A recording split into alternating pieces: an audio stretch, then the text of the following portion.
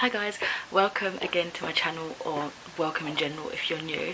First off, apologies if you hear like scratching at the carpet sounds. My cat's in a playful mood, so I'm just letting her carry on. She's got toys around her that she's running back and forth through. But second of all, I decided to chuck a wig on today. It's not got the best hairline. I'm not like fancy smanchy with like edges and making it sleek and that. I just wanted a different look today, so there's that. Thirdly, if you see any like light weird spots on my top, I love this shirt, but I made the rookie mistake of wearing it when I was bleaching my hair one day, and of course I've got bleach marks all over it. That sucks. Anyway, this is my wrap up for June, but just before we get into that, I'd like to mention something that I just saw on Instagram today. So this was on Melanated Readers page, and there is a whole plethora of people hosting the Black Resilience Bookstore tour, running through July 1st to the July 31st, and the whole point of it is to amplify black literary voices. Elsa, obviously due to the horrific events that have been happening in America, it sparked a sort of obvious continuation of the Black Lives Matter movement. Everyone, we're still trying to amplify, you know, black voices and carry that through, because again, as many have been saying, it's not just like a 1 month and done thing. It's something that needs to be continued on throughout life, basically. So this is to basically just continue that on, from what I understand. It's hosted by PrettyLittleBookshelf, and you can follow the hashtag Black Resilience Bookstatour as we highlight black literature. I'm just reading the picture here, and then in the caption, I'm just going to read out the caption that Melanated Reader put on. I hope she doesn't mind. It says, "The resilience of black people is unlike any other and is beautifully written in prose, verse, non-fiction and fiction. There are black authors in all genres that write about what it means to be black and why we are proud of our melanin. The history of black people is traumatic, but black history should not be synonymous with slavery. We are not a monolith. We are creators, we are writers, we are readers, we are our ancestors' wildest dream. Join us on Black Resilience Bookstatour, hosted by PrettyLittleBookshelf, starting July 1st to the 31st, as we uplift and celebrate the literary accomplishments of various brilliant black authors. We implore you to read and fall in love with black literature all year round. Read and review books by black authors, buy books from black-owned bookstores. Knowledge is power and black stories are powerful. Reading is a privilege, and we must take the opportunity to diversify our reading. Make sure you follow the hashtag Black Resilience Bookstatour to keep up with the posts by these amazing black bookstagrammers as we showcase black literature." So I implore you to look for that hashtag, go through it, see what people are reading. I don't have a set TBR, but after this video I do have a big haul, which is pretty much black BIPOC BAME literature, so I'll probably be dipping out of books in that stack, as well as other things I'm sure I will stumble on throughout the month, and you can see some of the new books that I have purchased of late as well in that upcoming video. So without further ado, let's actually get into the June wrap up. So I've got my little stats here. I managed to read, let's see, 3 of my seasonal summer TBR books, which is awesome, and I'm currently in the middle of another one of those, so I'll probably tell you my current reads once I finish the main bulk of this video. So in terms of reading breakdown, I read 3 ARCs / NetGalley / ebooks, 4 physical books, and a total of 7 books in general.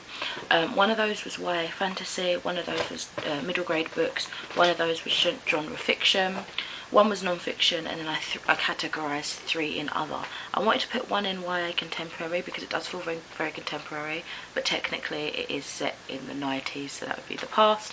But yeah, there's that. Okay, so the first book I read, it was actually the first book I finished on the very 1st of June, and that is Harry Potter and the Half-Blood Prince by J.K. Rowling. Yeah, I know there's a lot of stuff going on at the minute. I don't actually know the actual details, but I'm sorry to be that person that says that I'm continuing with the books because I own them. It's almost to me like a waste of money if I've bought the product, but obviously it's difficult because this is obviously, you are going to relate what you've heard about a particular person to the book, but I'm focusing on the actual creation, not the person, which is again difficult to detach from.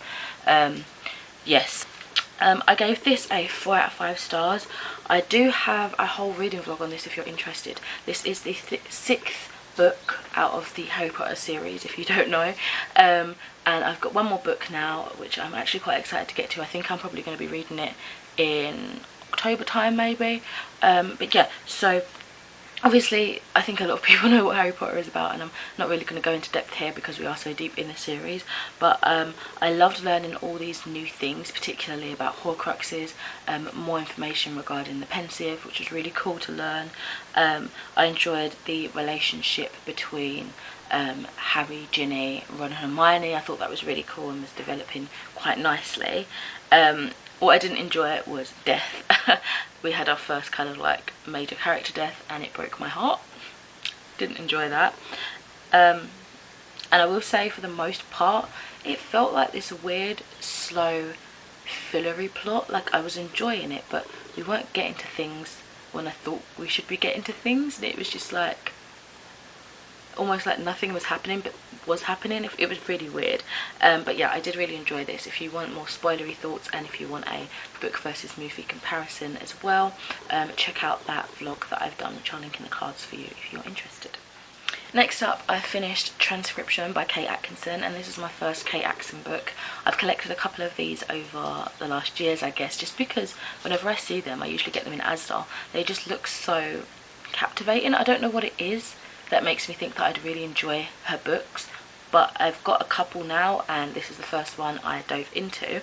It's a bit of historical fiction. I believe she dips in and out of like the general fiction literature world. I think she does crime novels as well. But this was her historical fiction, and it's based around a character called Juliet, who finds herself thrust into the world of espionage during the war. So it's really interesting actually learning about Juliet and her life. It's just literally a recollection. You're learning from when she was about 18 all the way up to her death pretty much. And I quite enjoyed this. I'm actually surprised at how much I enjoyed this when I got into it. So I actually gave this a 3.5 out of 5 stars.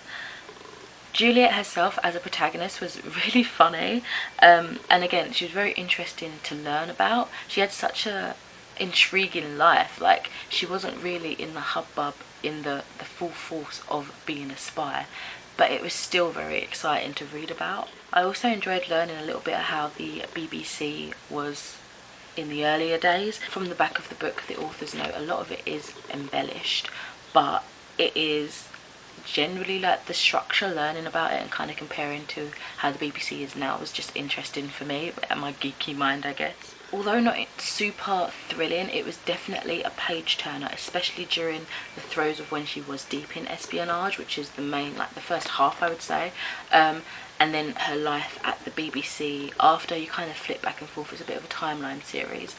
I will say though, the timeline for me did get a little bit confusing because I felt like it flipped back and forth during short spaces of time. So she'd tell you something that happened like a couple of weeks later, and then all of a sudden you're back in the present of a couple of weeks prior, and it didn't make sense to me. And then also, because I didn't realise how much time had passed between her time in espionage and her time in the BBC, I was a little bit confused at like that wavelength. I probably should have, maybe I wasn't paying as much attention during that transition, but that left me a bit confused. But generally I really did enjoy it.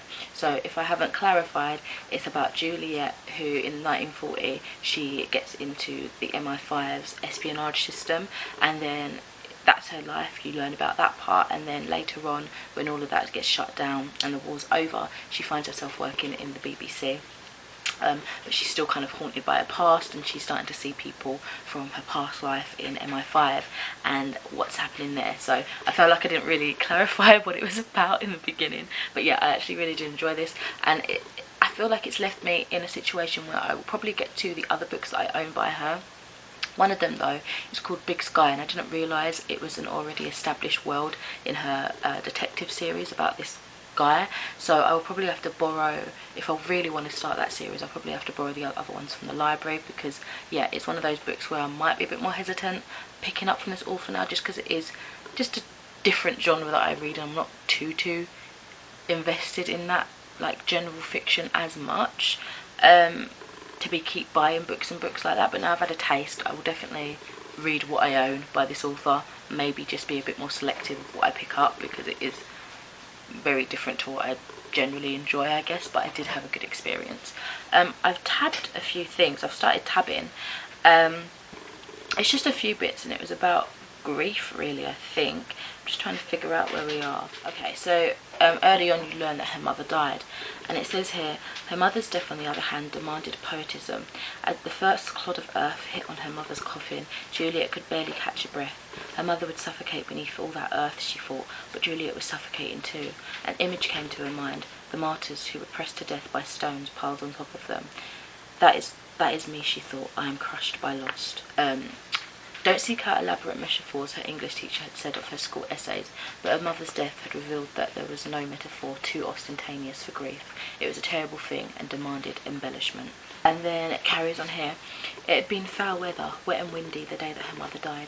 Juliet had lingered in the warm sanctuary of Moretti's for as long as possible. She had eaten cheese on toast for lunch. The cheese on toast that Mr. Moretti made was infinitely superior to anything they made at home. Italian cheese, he explained, and Italian bread. And then had fought her umbrella all the way along Charlotte Street back to Middlesex. When she arrived at the ward, she discovered that it wasn't safe to believe anything that anyone told you. It turned out that her mother had not had a mutter of days, but only a handful of hours, as she had died while Juliet was enjoying her lunch. When she kissed her mother's forehead, it was still warm, and the faint scent of her perfume, Lily of the Valley, could be caught beneath the awful hospital smells. I don't know why, but that just really, set the tone for me. It's quite beautiful writing, and it was definitely amplified during scenes like that. We didn't get many of them, but I really liked that passage, and how it kind of just encompasses grief so well, I think. So yeah, that is Transcription by Kate Atkinson. So lastly, for the physical books that I managed to read, I finished A Sprinkle of Sorcery by Michelle Harrison, and this is the sequel to A Pinch of Magic. So I gave this one 4 out of 5 stars. I believe I gave the first book 5 out of 5 stars. So obviously I can't tell you exactly what this sequel plot follows, but I can tell you a little bit about the first book. So the first book, we're following 3 sisters, Betty, Floss and Charlie, and you learn very early on that they are stuck on this island. They've been set a curse basically, and they're unable to leave the island, otherwise something terrible will happen. Betty is very much an adventurer, and the thought of being stuck here forever just really gets to her. So with the help of her sisters, they go on an adventure to try and find out the roots of this curse, why it's affected them, how to possibly break it, and there's a bit of a prison break in it. There's so much going on. It's a magical, fun, as you can tell from the titles, it's a pinch of magic, a sprinkle of sorcery, so it's got a little bit of witchcraft, a little bit of magic in there, and it's a really great series. So I did enjoy the first book better than this one, but this was still a really fun, enjoyable second novel to the series. I really loved the prologue of this one and the interjections of their folklore of this island. I really love, because it comes across as very fairy tale-esque, and I love fairy tales and just the flow and whimsical feel of them. So when we had those segments, I really did enjoy that part, and it kind of thrusts you deeper into the story, because it's like they're telling the tale of this kind of myth, and you're like, oh, how does this connect to the bigger picture and what they're about to do in this story. I loved the pirate concept. I don't think I read very much pirate themed books, but I feel like middle grade pirate stories just seem to do it right, so I think I'm going to be looking a bit more for that sort of theme, and I think it's something I would enjoy. The sister relationships in this were, as usual, really beautiful. I love how tight-knit the sisters are, but you can still see how they bicker and irritate each other, but they still just work so well together. I absolutely love that. So again, as for cons, I did prefer the first book, so I wouldn't say I was disappointed by this one, but it just fell a bit short in comparison, but still as its own. As a standalone, I actually feel like these could be read as a standalone, but you would miss out on, you know, the beginnings and the connections and stuff. Yeah, as a standalone, it is a really good novel, just in comparison to that first one where everything was fresh and new and exciting and you were meeting everyone for the first time. It just had that extra oomph and magic, you know. And we have another character in this that we meet called Willow, and I just would have liked more of her. I know as the story progresses, and you'll know too if you decide to pick this up, that there is a reason for that, and it makes sense when everything comes about, but I just felt like wouldn't really get to know her, and I would have liked to. It would have made things that happened afterwards that much more impactful, I think. But yeah, that is A Sprinkle of Sorcery. Next up, I've got a book here that I don't physically have at the minute because I'm lending to one of my friends from work, and that is Why I'm No Longer Talking to White People About Race by Renee Lodge.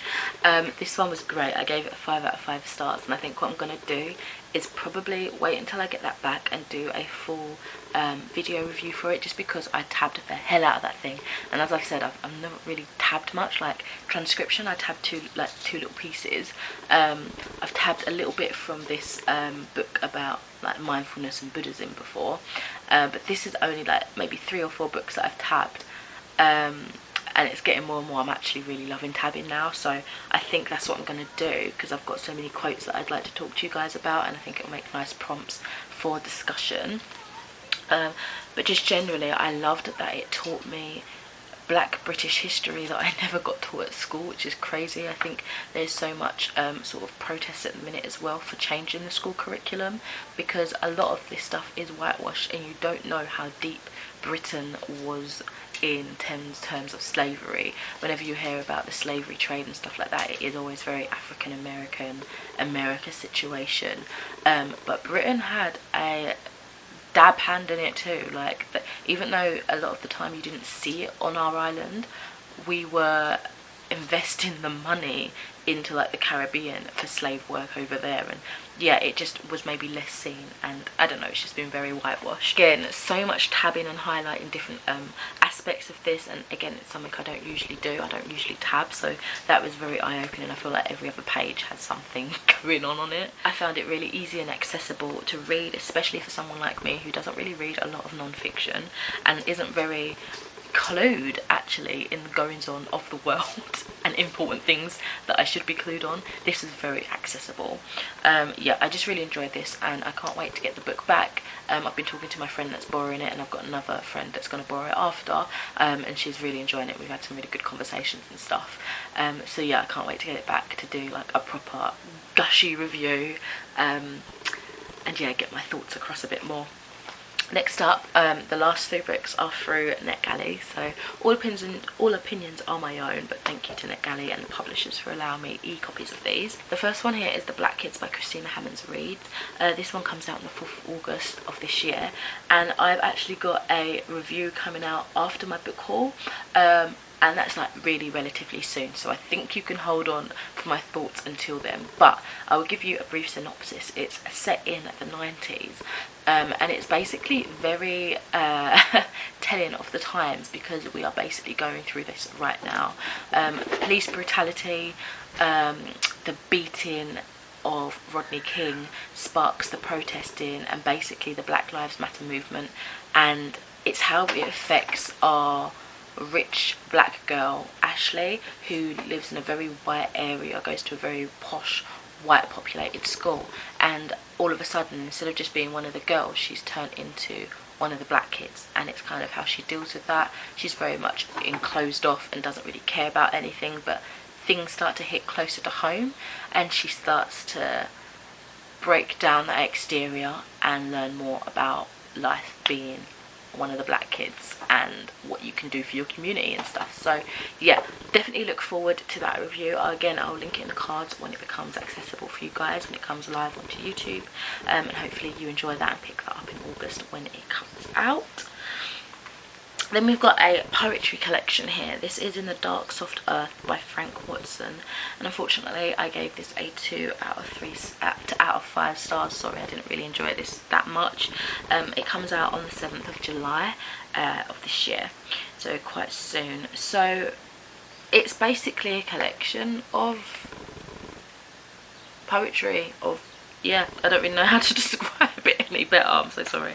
First things first though, I don't read a lot of poetry, so some of these things may have just gone over my head. I don't have the traditional schooling for digesting and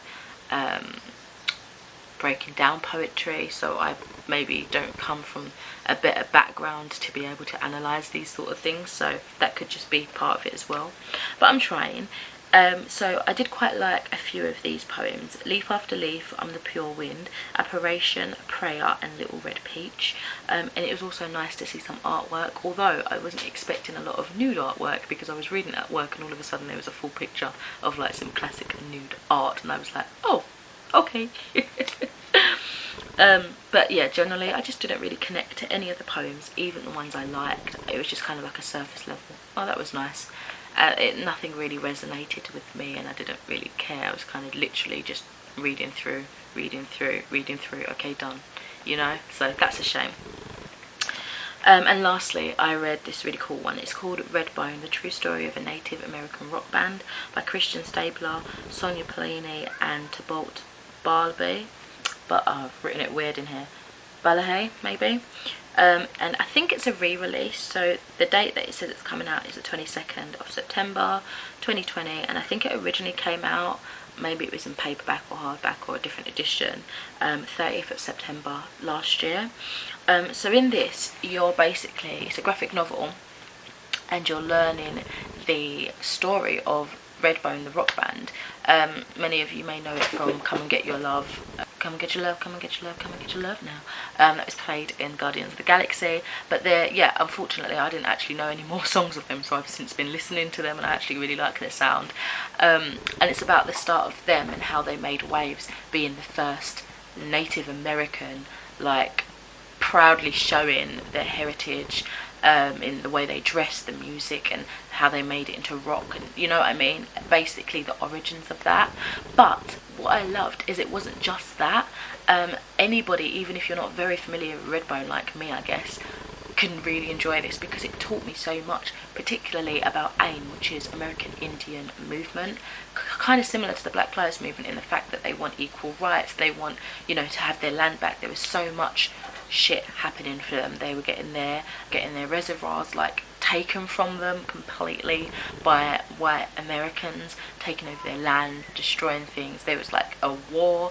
It was crazy and I didn't know any of this, so even just this short graphic form, I feel really intrigued to learn more, but I feel like it's given me a lot, you know, which is crazy for such a simple, as you would say, format, rather than like a non-fiction text, you know what I mean. I really also enjoyed flashback scenes that were drawn as sort of comic books within a comic book, which was pretty cool. But I will say I did struggle with the direction of speech. Sometimes I wasn't sure who was talking and where it was lining up to and which side I was supposed to read first. So I did have to go sometimes over a page a few times to get the correct flow of conversation, you know. And although I really enjoyed the tones and colours used in this, I wasn't a big fan of the art style in general, but it was a great graphic novel and one that I would heartily recommend. So those are all the books that I've read. I'm currently reading A Brief History of 7 Killings by Marlon James, which is nothing but brief. It is, I think, just under 700 pages.